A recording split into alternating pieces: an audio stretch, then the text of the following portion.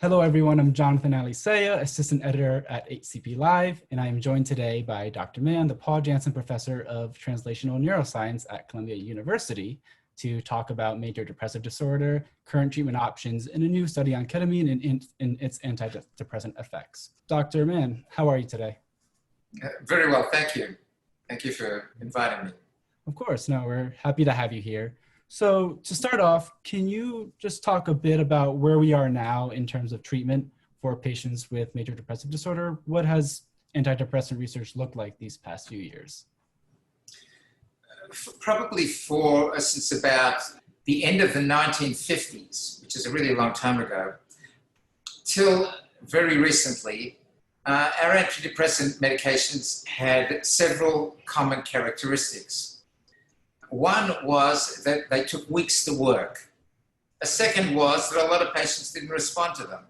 This combination was terrible, really, when the illness you're treating is depression, and every hour or day that goes by for patients suffering from depression seems like forever and is a real torture.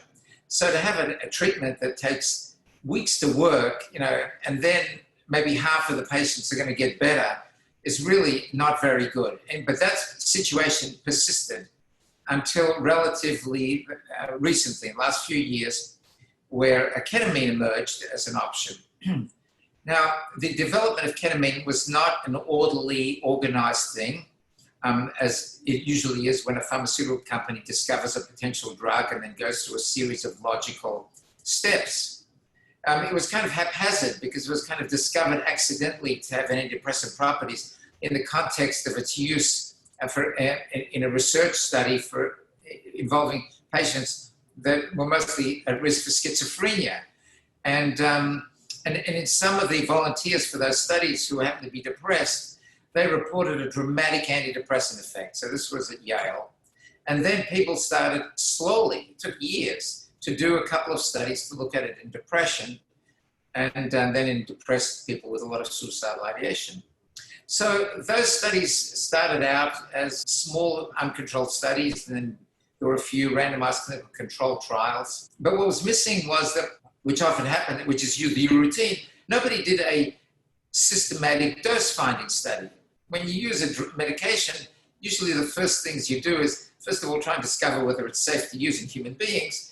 The second thing you do is find out what the right dose is. In many ways, the public is getting used to this approach because they're learning it from the development of COVID-19 vaccines.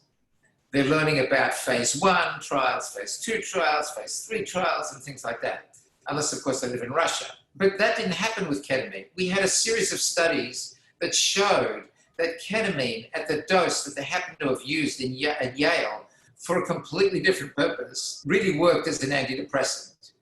But the amount of data that were there to show you, is this the optimal dose? Does it really make a difference if you give half the dose or a quarter of the dose? Maybe you get just as good a result.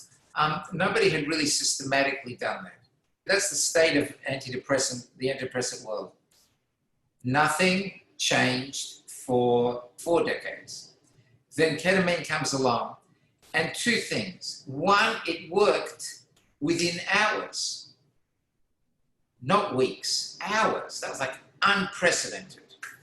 The second thing is it worked even in patients who had failed other medications. So that this idea of medication-resistant depression really needs to be redefined. It was medication that was resistant until the point when ketamine became an option. And then it looks like it can respond to ketamine for a lot of patients, not everybody, but a lot. And then the third thing was that people thought, if I got a very suicidal patient, I just treat them with an antidepressant. And a few studies began to suggest, well, maybe not all antidepressants work as well for suicidal ideation and suicidal feelings as other types of antidepressants, but ketamine, interestingly, had a rapid and profound effect on suicidal thoughts. So people thought, wow, I can take a very suicidal, depressed patient and I can make them safe in hours. So that was what was before, and that was where we came to when we started designing this study.